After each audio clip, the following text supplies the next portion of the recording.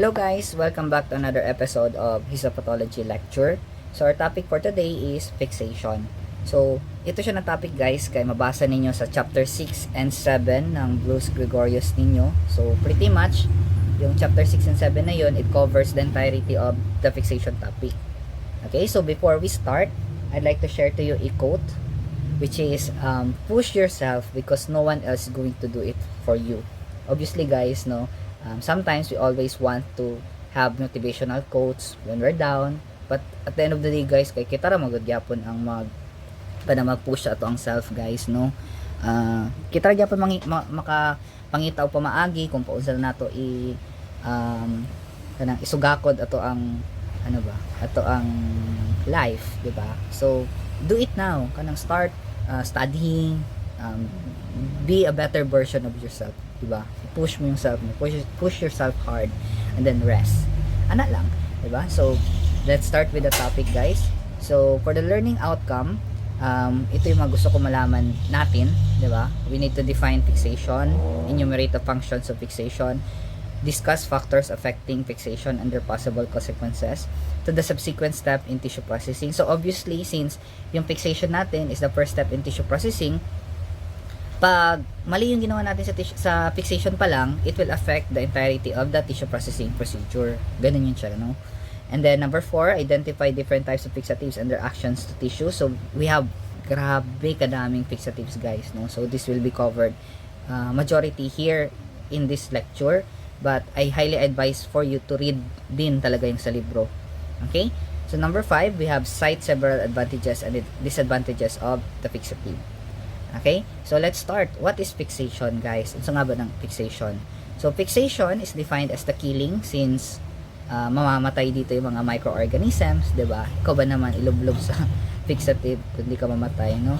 And then penetration, since we all know that some fixatives has different penetration rate, 'di ba? For example, yung formalin, ang penetration rate niya is 1 mm per hour. Then naga-slow siya as time naga-deeper na siya sa tissue specimen, yung 1 mm per hour bumababa na, 'di ba? And then lastly is an hardening of tissue. So obviously guys, when tissue is exposed to formalin, it tends to harden. Why so? Because yung pag-harden niya, yun yung mechanism for the tissue to be able to handle subsequent step later on in the tissue processing. Okay? Kaya talaga normal na nag-harden ang tissue specimen. Okay? Another thing, we have first and most critical step in tissue processing. So lagi nyo tatandaan to guys, ito. Kasi gas-gas na masyado to siya na question sa board exam. What is the first and most critical step in tissue processing? So our answer dyan is fixation. Okay? So pag tinanong naman, what is the most first and most important step outside tissue processing? So that is accessioning. Okay? So another thing that you need to know about fixation is its primary purpose. So primary purpose niya is to preserve the morphologic and chemical integrity of the cell in a lifelike manner as possible. Obviously, 'di ba? Sino ba naman ang gusto na malata yung tissue natin? So we need to fix it. Okay? So we have the effects of fixative. So based on this slide, kay anim silang lahat. So isa-isa natin sila, no? First is harden soft tissue in preparation for further tissue processing. So yun yung sinabi ko kanina. It renders cell resistant to damage caused by chemicals used in further processing. So number 3, inhibit decomposition caused by bacteria and fungi. Since because of the fixative, mamamatay naman itong mga bacteria and fungi nito. So that's why it inhibits decomposition. Number 4, minimize the risk of occupational infection. Since the bacteria and fungi will be dead, will be killed by the fixatives, it can also minimize the risk of occupational infection. Okay, so mga matay na ng mga kagaw dara guys, diba? And then number 5, act as a mordant for certain stains, thus promoting or hastening staining or inhibit certain dyes. Okay, so when we say mordant guys, ito yung mga chemical that serves as a link between the dye and the substrate. Mura siya ka ng bridge good para mas mabilis yung pasok ng stain. Nga na siya. Number 6, it reduces the risk of infections during handling and actual processing of tissue. Yes, because as what mentioned here from 1 to 4, 'di ba? The risk talaga ng infection will be reduced. Tas mas maganda pa yung handling natin kasi nga nag-harden na yung tissue. Okay? Yung hindi naman super hard na nag-calcified, no? Yung slightly hardened lang. Ay nga na.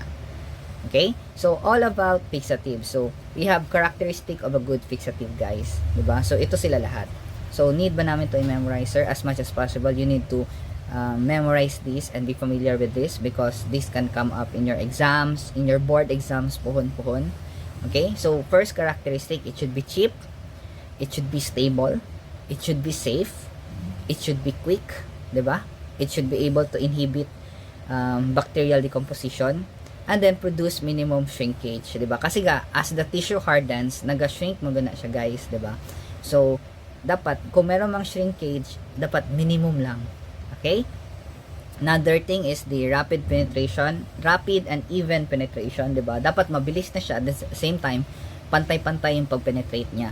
Hindi yung merong part na malata kasi wala na penetrate na mabuti, 'di ba? As what I've told you, ang formalin ka nag-penetrate siya 1 mm per hour, pero as time goes by, no, habang nagatagal na nag-penetrate siya palalim ng palalim sa loob ng tissue, yung 1 mm per hour na yun is bumabagal po.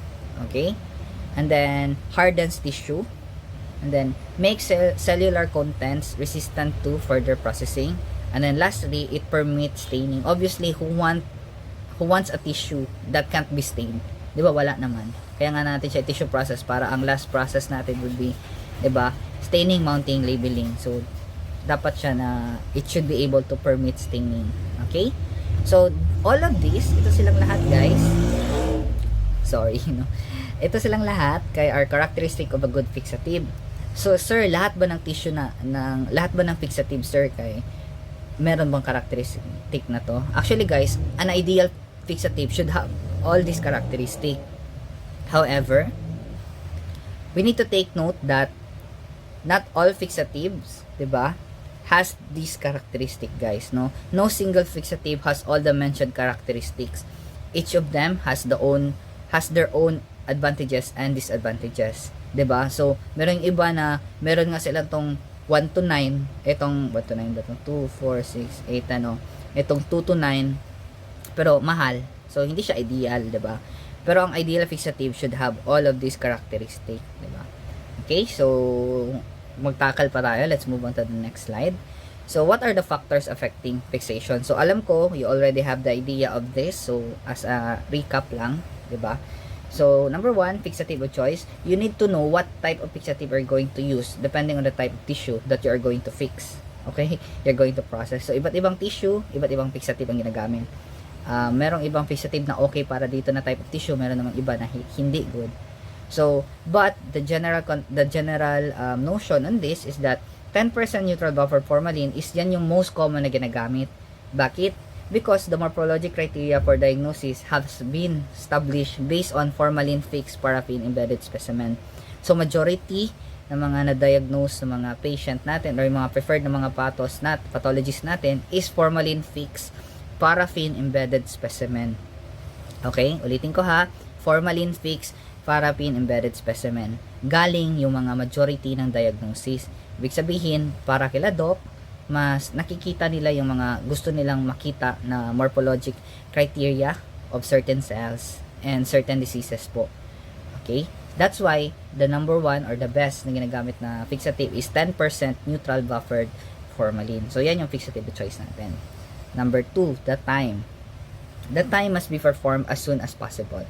Preferably 20 to 30 minutes after blood supply is cut off. So, after blood supply is cut off from the tissue, based sa inyong pagka-understand, anong part pa to siya ng ating pre-analytical phase? 'Di ba? Nasa warm ischemia time pa to siya.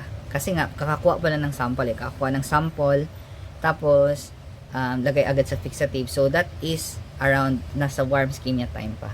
Okay? So, it must be performed as soon as possible. And then, number 3, we have tissue to fixative ratio. We have 1:10 or 1:20. But, according sa Bruce Gregorius, guys, no, nasa reference book natin, the fixative ratio should be 1:20 po. Okay? So, nandun yan siya, guys, nakalagay sa page 94, number 29 ng under general precautions in handling fixation of specimen. So, nakalagay talaga doon 1:20 po.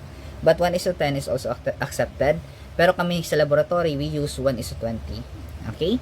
Number 4, we have penetration rate. The penetration rate, no, for formalin is 1 millimeter per hour. Okay? But ito yung ginasabi ko, but slows down as it goes deeper into the tissue. Okay? So, more factors. Medyo marami-rami ito sila, guys, no?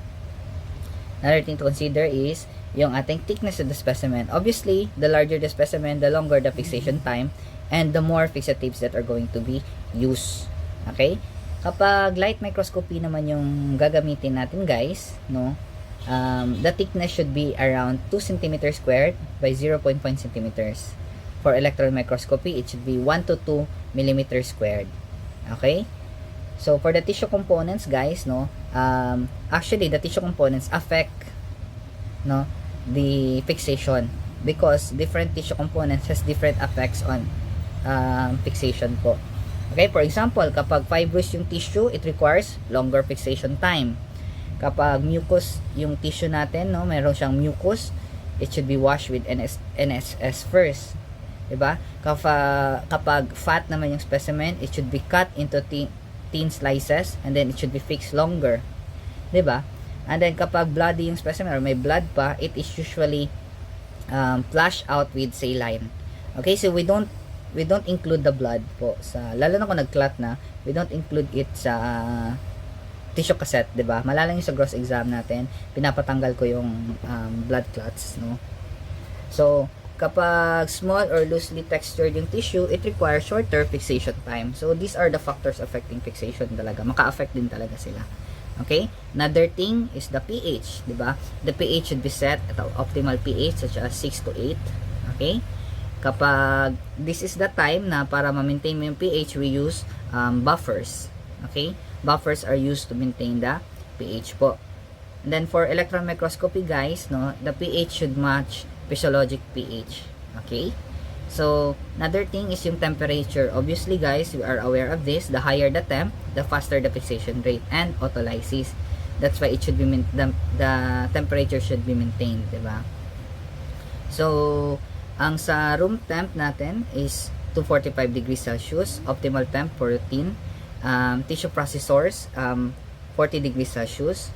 Up to 65 degrees Celsius ang microwave processing natin. And then, for electron microscopy, it should be kept between 0 to 4 degrees Celsius. For TB specimen or tuberculosis specimen, guys, no, we tend to process it at 100 degrees Celsius para mamatay din talaga yung MTB. Okay? So, rapid biopsy is around 60 degrees Celsius po. Yan siya na pH po. So, the osmolality. Okay, ito, we need to take note of this because kapag masyadong hypertonic yung ating solution, the cell will shrink. Kapag masyado naman siyang hypotonic, the cell will swell. Okay? So, kapag nag-swell, may tendency na mag-burst. That's why it is maintained at a slightly hypertonic solution, no, around 400 to 450 milliosmoles. Okay? So, kapag tinanong kayo, ano nga ba yung osmolality ng best for fixative, it should be slightly hypertonic po. Slightly hypertonic. Kasi kapag isotonic and hypotonic yung specimen, di ba, ay yung solution natin, the cell will swell and then will burst. Okay? Kapag hypertonic, shrinkage, no? Itong R dito, hyper R, shrinkage R. Hypo, 'di ba? Ang O morag bilog, no? So naga-swell, 'di ba? So yan siya, guys, ang tandaan niyo.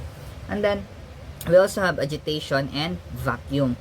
So actually, kung makakita kayo ng tissue processor, guys, no, sa fixation, guys, kaya nag-move talaga yung machine, no? Gina-move niya up and down yung cassette sa loob ng fixative. Kasi nga agitation or vacuum, no, agitation and vacuum tends to hasten the fixation rate. Okay?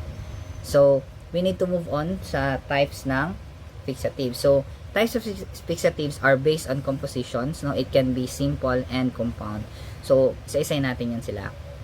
For the simple, we have aldehyde, metallic fixatives, picric acid, glacial acetic acid, alcohol, osmium tetroxide, trichloroacetic acid, acetone, and heat. Okay? So, isa-isay natin yan sila, guys. So, kung kanina, it is based on the composition. So, now we're going to talk about the types of fixative based on action. So we have three. We have microanatomical, cytological, and histochemical. So under microanatomical, it is used if you want the general study of tissues without structure alteration. Kapag cytological naman, it depends kung ang gusto makita ng pathologist is the nuclear or the cytoplasmic. Kapag nuclear, it should be maintained at a pH of less than or equal to 4 to 6.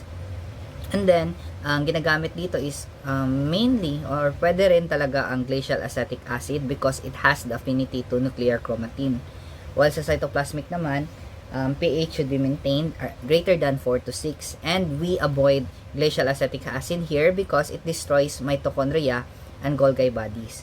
Okay, for the histochemical naman, we use this if we want to preserve chemical constituents of cells and tissue.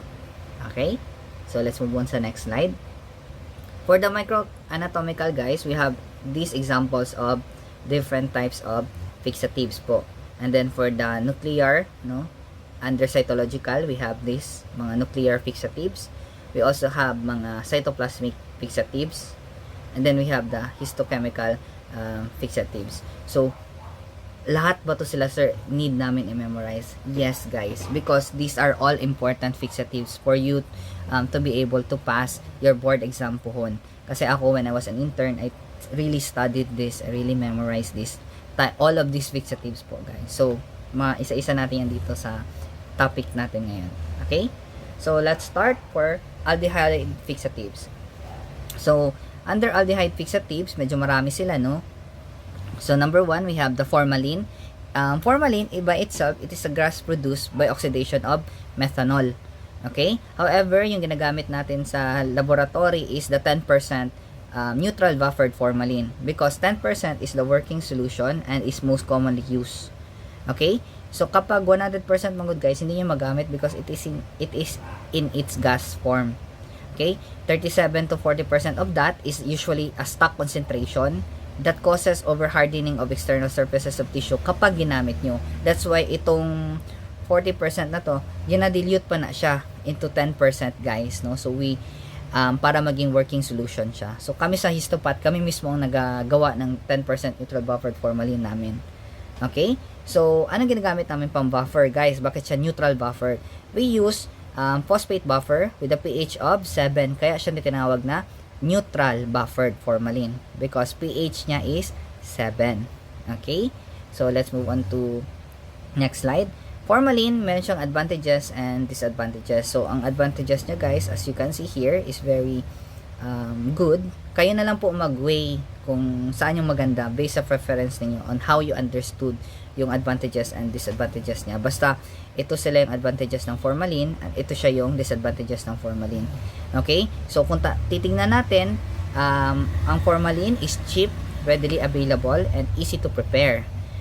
Compatible with many stains and penetrates the tissue well. Diba? Alam naman natin nun. Kaya nga, sa sobrang gamit ng formalin, nalaman nila na ang penetration rate niya is 1 mm per hour.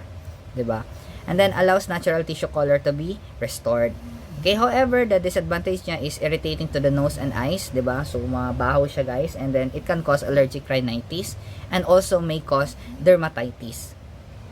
If unbuffered, may reduce both basophilic and eosinophilic staining. So, that's why we really buffer it with the phosphate buffer, guys. No? Kasi, ito yung mangyari kapag unbuffered yung ating formalin. Reduce both basophilic and eosinophilic staining.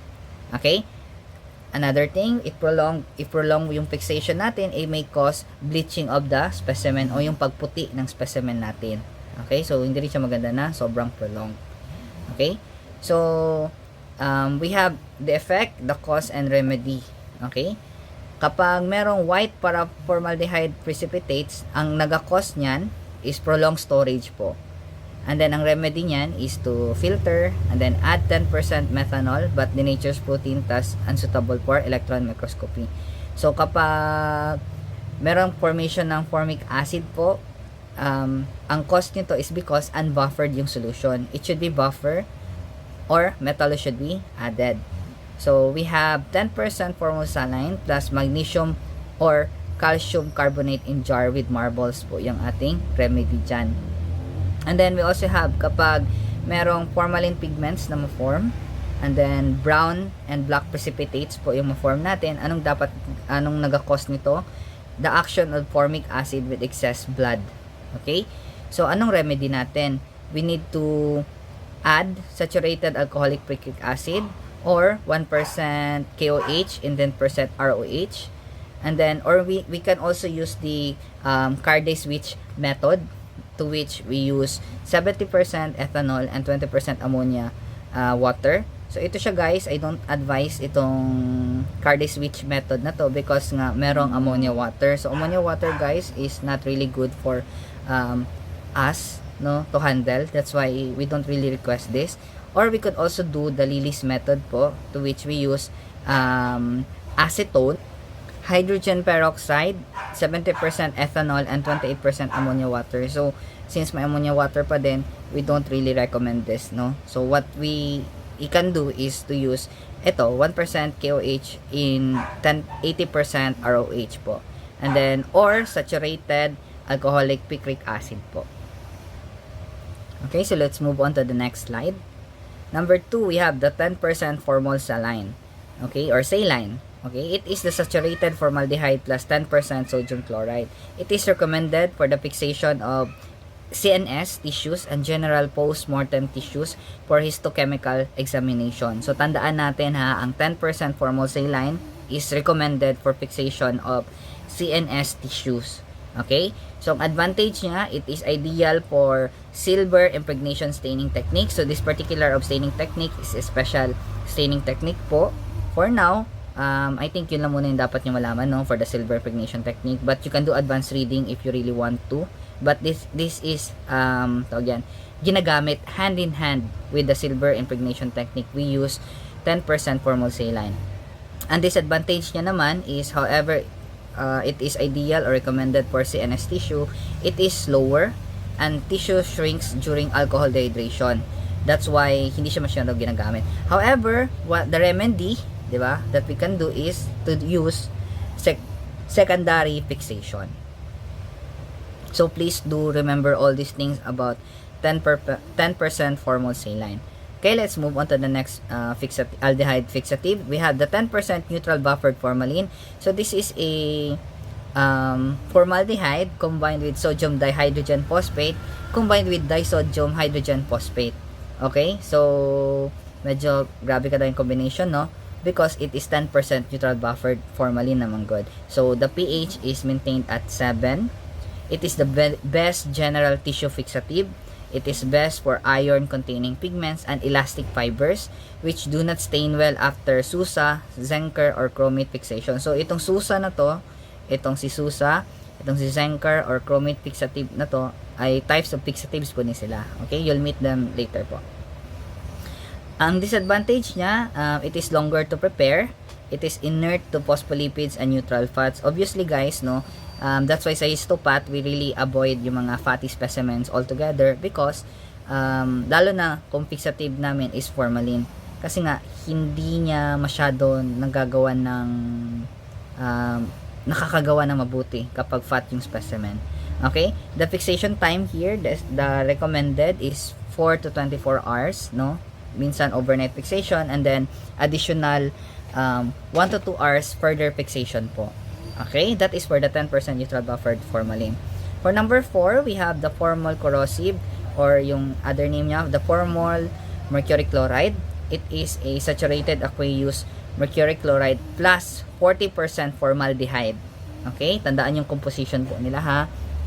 It is recommended for routine post-mortem tissues and also used in the silver reticulum staining methods. So do not confuse this with yung number 2 kanina na silver impregnation staining technique, no? Magkaiba yan sila sa silver reticulum staining method po.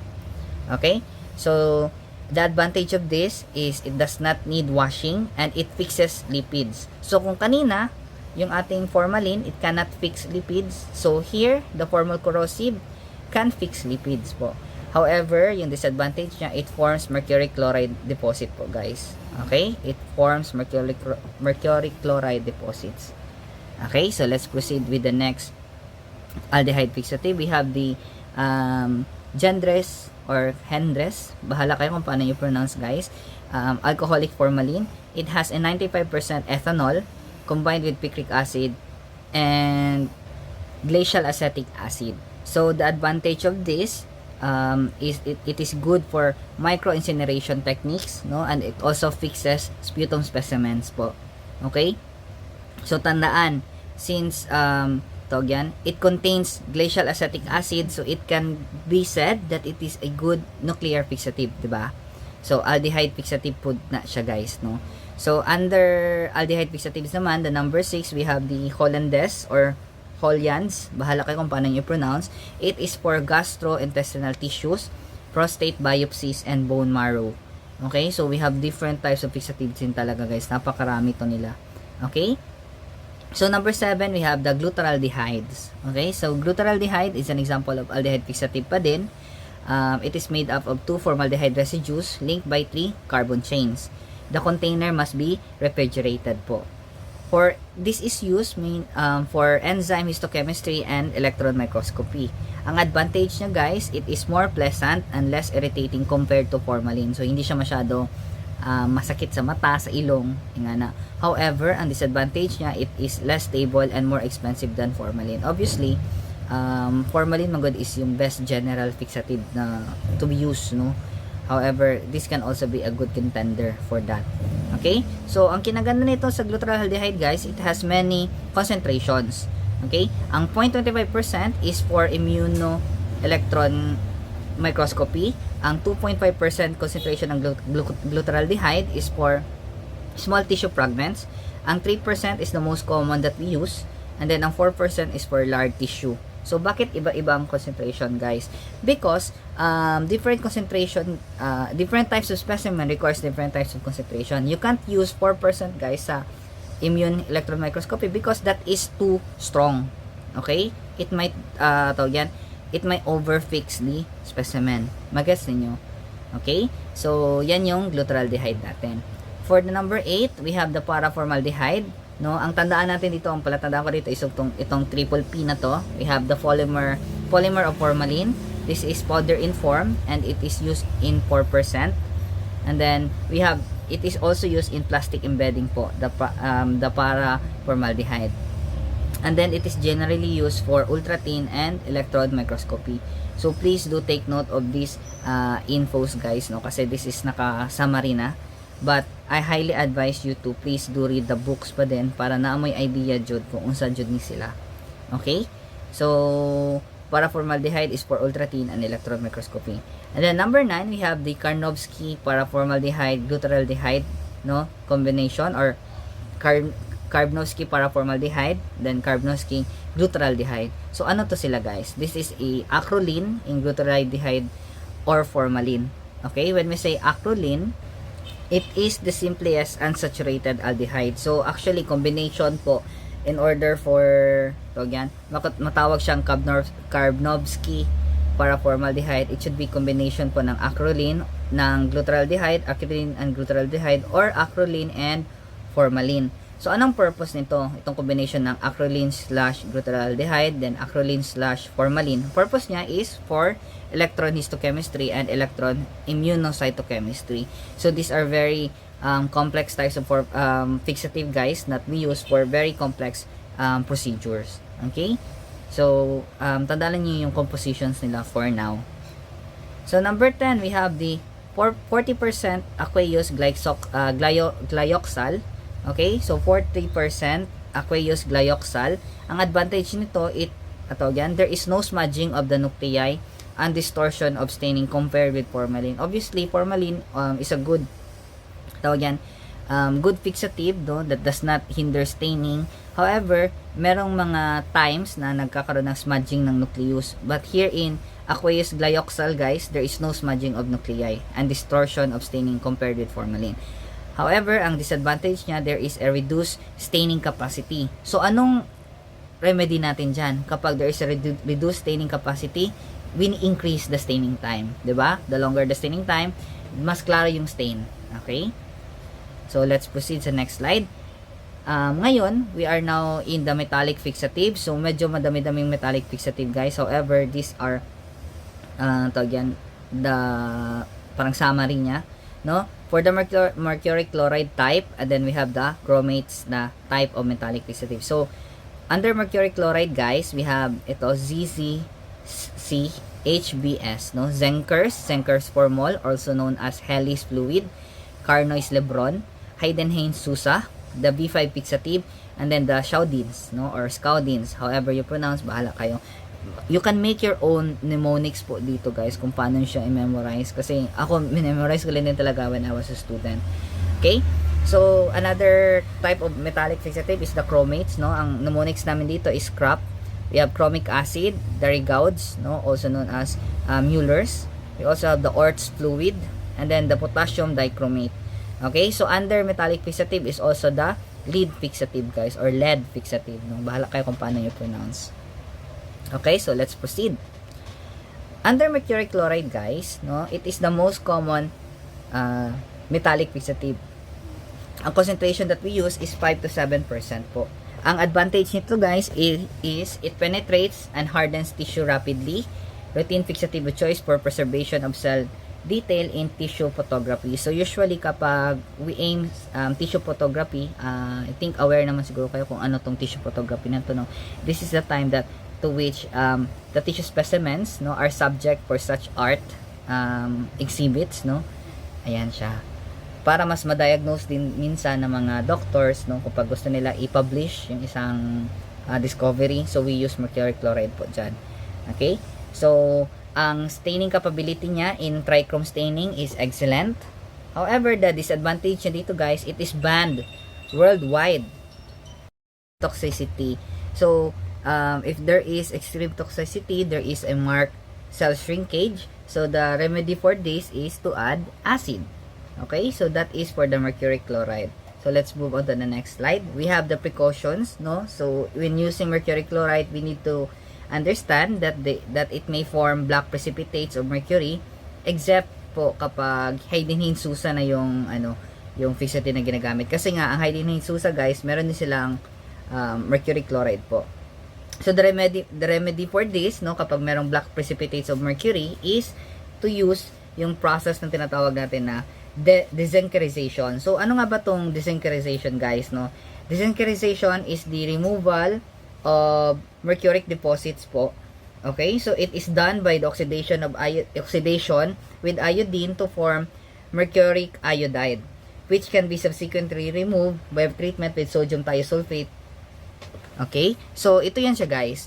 Yung ating mercury chloride, guys, no, will be added ng 70% ethanol.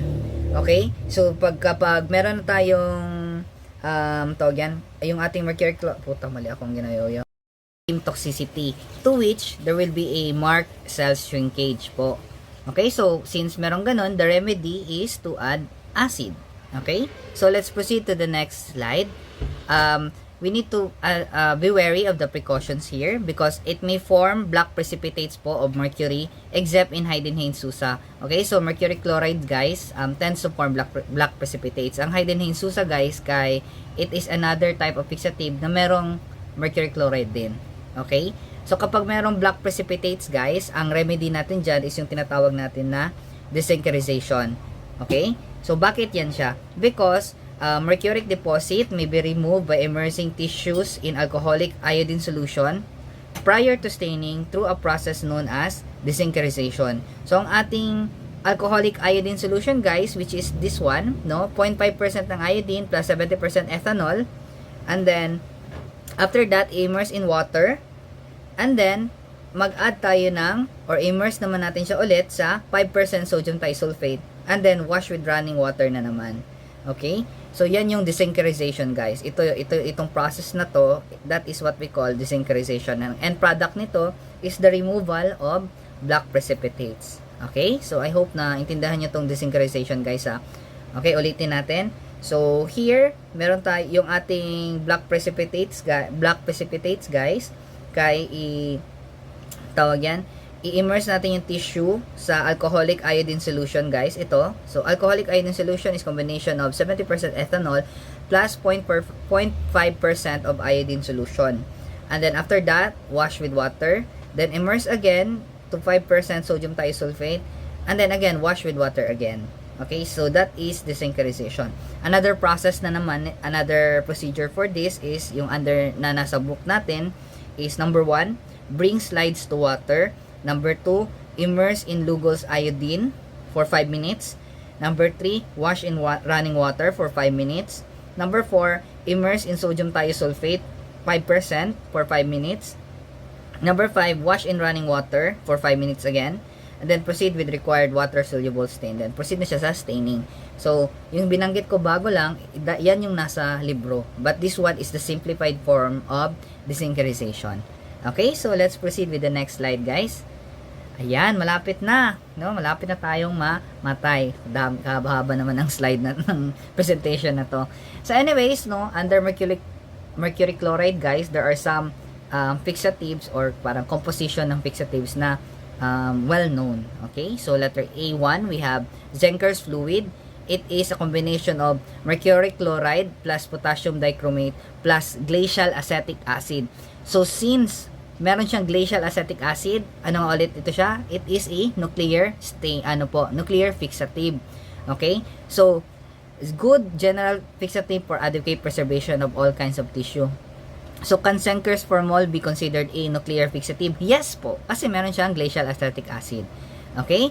So, another under mercury chloride po, the A2, Zenker formol or Helles solution is a combination of mercury chloride plus potassium dichromate plus strong formalin na 40%. Okay? Hindi siya yung neutral buffered. This is used mainly for pituitary gland, bone marrow, and blood-containing organs. It preserves brown pigments are removed with na saturated alcoholic picric acid or sodium hydroxide. Okay, so sa Zenker formulas, guys, no, merong brown pigments na mapo-form. However, this can be removed with saturated alcoholic picric acid. Okay, so tandaan din natin na ang Helles solution is the other name for Zenker formol. Okay, Zenker formol Helles solution. Okay, so please tandaan natin itong mga organs, guys. No? It preserves pituitary gland, bone marrow, and blood-containing organs. Okay, so let's move on to the next slides. Ito na yung number 3. Since inubanggit kanina, di ba, na Hydrogen Susa has also contains mercury chloride. So, ang meaning ng Susa dito, guys, is Su means sublimate, Sa means sour, which means acid. Okay, so combination niya is mercury chloride, sodium chloride, and trichloroacetate plus glacial acetic acid plus formalin, no? So napakadaming combination ng Heidenhain Susa natin. So ang tawag yan 1 2 3 4 5. Ang palatandaan ko dati dito, guys, para ma-count ko na 5 yung combination niya is ito, Heidenhain Susa. So 5 syllables, no? 1 2 3 4 5. So 1, 2, 3, 4, 5. Yan yung palatandaan ko. This is used for skin tumor biopsy. So, since ang palatandaan ko dito, guys, since skin, si Heidenhain kay babae, so ibig sabihin, maalaga siya sa balat niya, no? So, for skin tumor biopsy. Yun yung palatandaan ko dyan. Ang advantage nito, it has minimum cell shrinkage and tissue hardening. Bakit, guys? Because there is a counterbalance effect of acids and mercury. Why so? 'Di ba alam naman natin, acids causes swelling, while the mercury causes shrinkage. So there is a counterbalance effect. So that's why there is a minimum cell shrinkage po dito. Okay? So here, it does not produce black pigments, no? Despite the fact na meron siyang mercury chloride, no? Tandaan, which metallic fixative does not produce black pigments even though meron siyang mercury chloride? Ang Heidenhain Susa. Okay? So, ang disadvantages niya, guys, is the Wigert staining of elastic fibers is not possible. Okay? So, ang Wigert staining, guys, is a type of staining for elastic fibers, no? So, hindi siya pwede dito, guys, no? Not applicable yan siya. So, for now, ito lang muna yung tandaan natin that the Wigert staining of elastic fiber is not possible. Okay? Tsaka na natin alamin kung ano yung Wigert staining na yan pag nasa staining topic na tayo. Okay? So, let's proceed sa next slide. A4, under mercury chloride po, is B5 fixative. So ano tong B5 fixative na to? Ang palatandaan ko dito guys, it is recommended for hematopoietic and lymphoid tissue. So for me, it is for B blood, no? B5 fixative, B blood. So ano ba yung mga anong blood sa blood natin na connected? Yung mga hematopoietic stem cells natin and lymphoid tissue, 'di ba? Kasi alam naman natin pag hematopoietic is yung kada production ng mga blood cells, 'di ba? Ang lymphoid naman na tissue natin produces yung mga ating mga lymphocytes, so blood cells sila, 'di ba? So the fixation time nito or yung fixation rate nito is 4 to 8 hours. Okay? That's why since it is recommended for hematopoietic and lymphoid tissues, it is also used for bone marrow biopsies. Okay? Ang A5 no under mercury chloride is the Schaudins fluid or Schaudins fluids. Bahala kayo kung paano niyo i-pronounce, basta yan yung spelling niya. It is recommended for making smears of loose cells on slides. Okay? Recommended for making smears of loose cells on slides. Alright? So, proceed na tayo sa next type of fixative. We have the chromate fixative. Kung kanina, we have the letter A na mercury chloride na fixative. Now, we have the chromate fixative. So, ano ba yung under dito, guys? 'Di ba? Under dito is we have the chromic acid, no? 1 to 2%. It preserves carbohydrates and precipitates all protein. Okay? Tandaan lang dyan, no? Basta 1 to 2% ang concentration niya. Chromic acid. Okay, number 2, we have the Rigaud's / Mueller's fluid. It is used to fix chromatin, mitochondria, mitotic figures, Golgi bodies, RBC, and colloid-containing tissues. Ang disadvantage nito, kapag there is a prolonged fixation, it may lead to the blackening of the tissue pigment. Okay? Kapag prolonged yung fixation. However, yung blackening na yan can be meron tayong remedy para dyan, no? To wash in running tap water before dehydration, okay? To remove the blackening of tissue pigments, no? I-wash nyo lang siya sa running tap water. Later on, I will show you the remedies, guys, sa iba't ibang problems na may encounter natin. Okay? So, let's proceed sa next slide. We have the Orts fluid, guys, no? For the B3, no? Orts fluid, it is used, 'di ba? To study early degenerative processes and necrosis, no? And also used for rickettsia and other bacteria. And it also preserves myelin. Okay?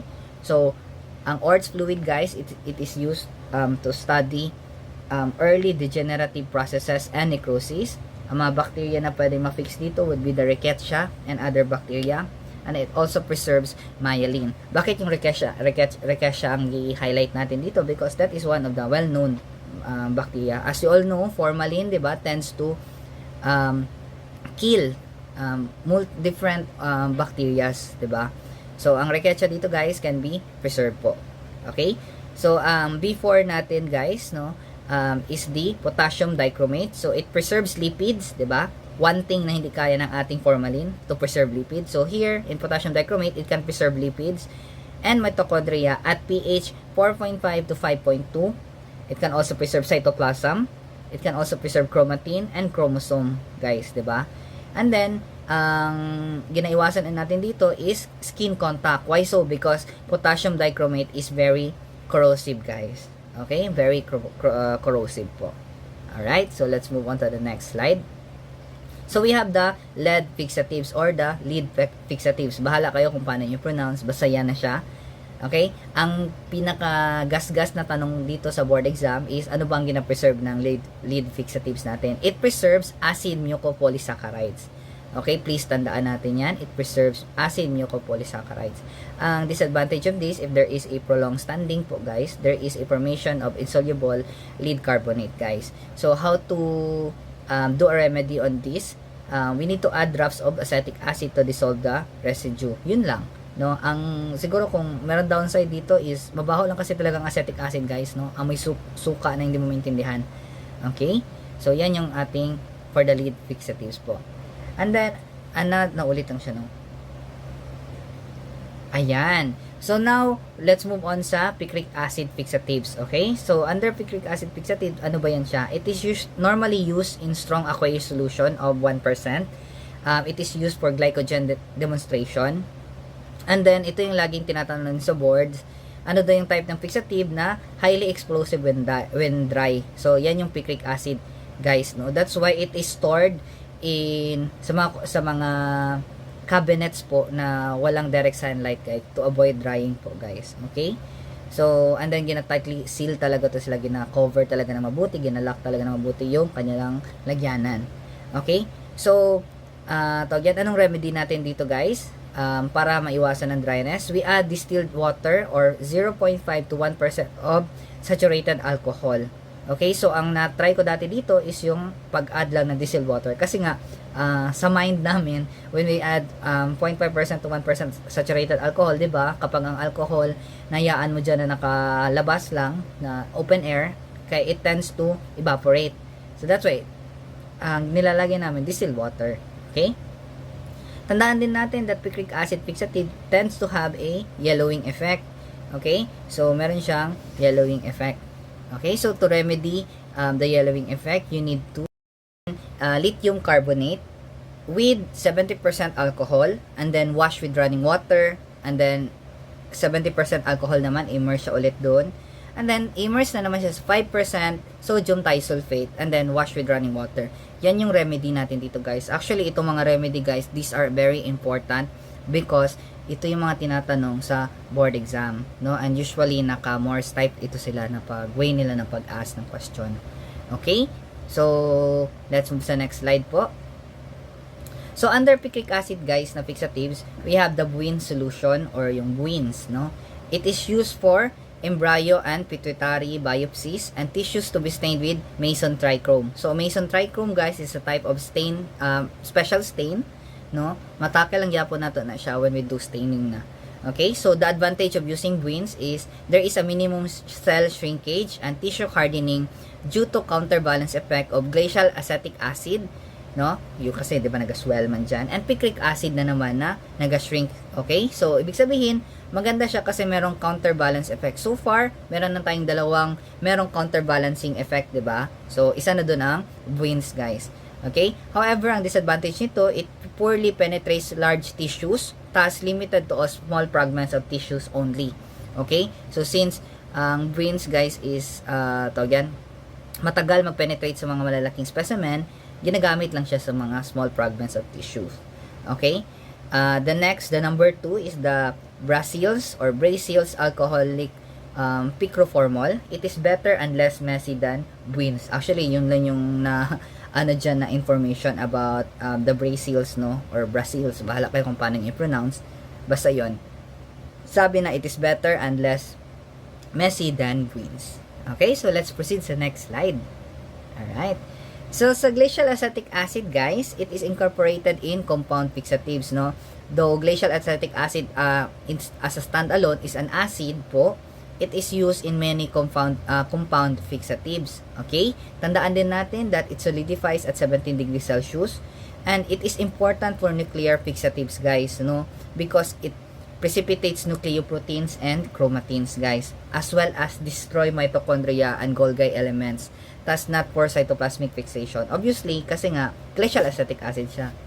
Okay? So, kapag merong glacial acetic, tip lang, guys, no, the way I understand this dati when I was a student is, kapag ang component ng fixative nyo is merong glacial acetic acid, automatic, that is a nuclear fixative. Okay, tandaan. But not all nuclear fixative contains glacial acetic acid. Okay? So, let's move on to the next slide. Alright. So, let's move now to alcoholic fixatives, no? So, ano nga ba yung mga alcoholic fixative na yan? So, ang advantage niya, guys, it is good for preserving glycogen. Okay? Because, ano bang ginagawa niya? It causes polarization of glycogen to which granules will move towards the pole or ends of the cell, no? So, mas madaling ma-preserve ang glycogen kasi mismong ang glycogen na ang merong polarization po na nangyayari. Yung granules na mismo ang move sa end ng cell. Okay? However, ang disadvantage nito, it is not to be used on fats and lipoproteins because it dissolves them. Okay? So, paano ba nangyayari yun? Ang mangyari kasi when you use alcoholic fixative, guys, it rapidly denatures and precipitates proteins, but it also preserves nuclear stains well. Okay, so tandaan po natin yan. Let's move on sa next slide. Under dito, guys, we have itong mga carnoise fluid. So carnoise fluid, guys, na gas-gas na nito na tanong sa board exam, it is the most rapid tissue fixative. Kasi 1 to 3 hours lang makafix na siya, no? Most rapid tissue fixative, and it is also used in fixing brain tissues for rabies diagnosis, no? Alam naman natin na 'di ba, kapag once nakagat tayo ng asong may rabies, yung head o yung mismong ulo talaga ng dog ang dinadala sa laboratory. So ang ginagamit diyan to fix that is yung ating carnoise fixative, guys, no, or carnoise fluid. Palatandaan ko dito bakit siya ang most rapid or pinakamabilis, kasi nga 'di ba, paspas ba ang car, no? So another thing, it fixes Nissl granules and cytoplasmic granules. Okay, so since it fixes tawag yan, cytoplasmic granules, guys, does it also fix nucleus or nuclear components, guys? So that is for you to understand, okay? Because under alcoholic fixative man siya, under dito sinabi it preserves nuclear stains well. Okay, so that is for you to know and for me to find out. Alright. Sige. So, pero kapag ang carnoise fluid, it contains glacial acetic acid, obviously, nuclear fixative siya. Pero since wala man na-indicate dito, no, we can't say for sure if nuclear fixative ba siya or hindi. Alright? So, kayo nahanap dun. Okay, so number 2, we have the ethanol, no, ranging from 70% to 100%. So, your ethanol can also be used as a fixative. Akala ko dehydrating agent niya sa sir. So, it can also be used as a fixative, guys, no? But it is used for enzyme studies. Okay? It is used for enzyme studies. It does not fix but preserves glycogens, 'di ba? So tawag yan, yun yung purpose niya. Okay? Number 3, we have methanol or wood alcohol na 100%. It is used for dry and wet smears, 'di ba? Bone marrow smears, bacterial smears, and other smears, guys, no? Methanol lang ginagamit. Okay, so sa laboratory common lang yun din yung methanol, guys. Okay, so let's move on sa next slide. Number 4, we have isopropanol, no? It is used during fresh tissue preparation, no, using touch prep method, no, for touch prep smears to be stained with right stain. Okay, yan yung isopropanol. Number 5, we have the newcomers fluid. Newcomers, that is used for mucopolysaccharides, no. It can fix the mucopolysaccharides around 12 to 18 hours, no? 12 to 18 hours, newcomers fluid. Okay? So, another thing naman is yung Genris natin, the alcoholic formalin, that is used for sputum, diba? 4 to 18 hours. Okay? 4 to 18 hours. Alright? So, let's proceed to the next slide natin. We have the osmic acid fixatives, diba? One thing to note that osmic acid fixatives are pale yellow powder in water. Okay, so that is used generally in 6% in 20 degrees Celsius. Alright, no, osmic acid fixatives, they are pale yellow powder to which it is dissolved in water, to which that is generally used up to 6% at 20 degrees Celsius, no. Okay, so this is primarily used in ultra thin sections in electron microscopy. It fixes and stains conjugated fats and lipids black.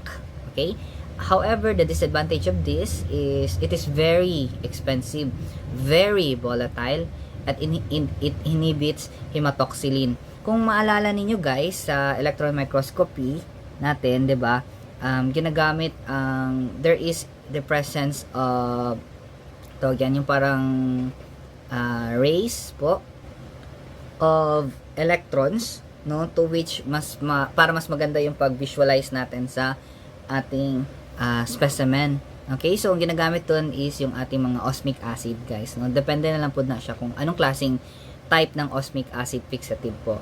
Okay, so take note of the tissue to fixative ratio ng osmic acid natin. It is 1 to 5. Okay, 1 to 5. Alright, so let's move on to the next slide.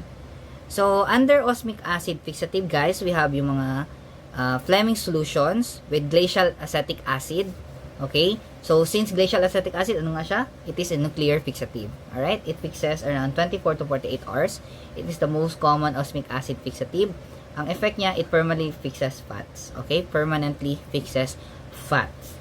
Advantage niya, it needs less amount of fixative. No? Less amount of amount of fixative lang kailangan niya. Number 2, we have the Fleming solution without glacial acetic acid. Since without glacial acetic acid, it is a cytoplasmic fixative, no? It fixes around 24 to 48 hours. Alright? So, Fleming's can be both with and without glacial acetic acid. Okay? So, let's move on to the trichloroacetic acid, guys. Ano ba to siya? It is incorporated into compound fixative naman. So, as you can see kanina, diba, we have components such as sa Heidenhain-Sousa, which contains trichloroacetic acid. It has marked swelling effect on tissues. However, there is a poor penetration, thus for small pieces of tissues lang siya or bones lang ginagamit. It is also a weak decalcifying agent that has no softening effect on dense fibrous tissue kasi nga weak decalcifying agent lang siya. Alright, so please do take note of yung mga ginagamit into compound fixatives such as itong trichloroacetic acid, yung glacial acetic acid natin. 'Di ba? So, mga components yan sila ng mga different types of fixative. Okay, so let's proceed sa next slide natin. We have acetone, guys. It is used at ice cold temperature. Kung saan the temperature is around -5 to 4 degrees Celsius. It is for water diffusible enzymes such as phosphatase and lipase. It fixes brain tissues, no, for rabies. Ano nga yung isa na for rabies din? Yung Carnoy's fluid natin. Okay?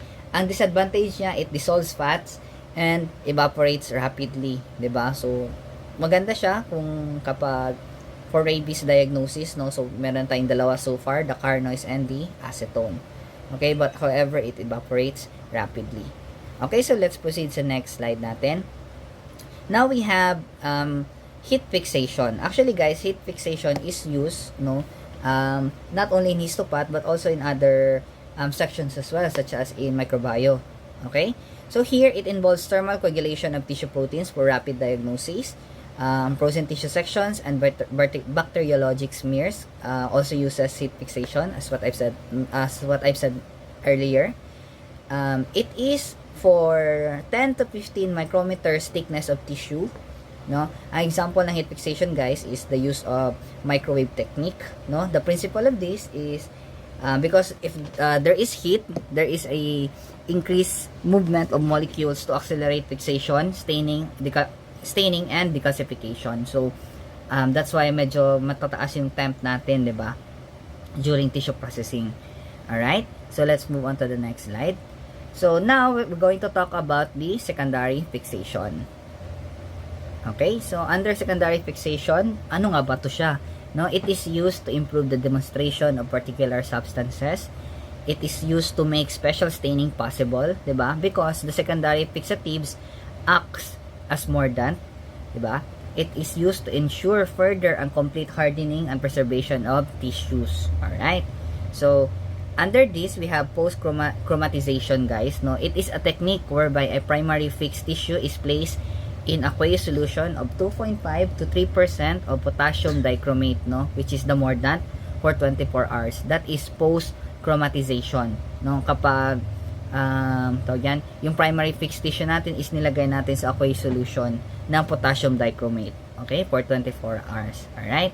So, ano naman yung mga washing out, guys? No? When we say washing out, it is the process of removing excess fixative. Okay? So, tandaan lang itong tatlo.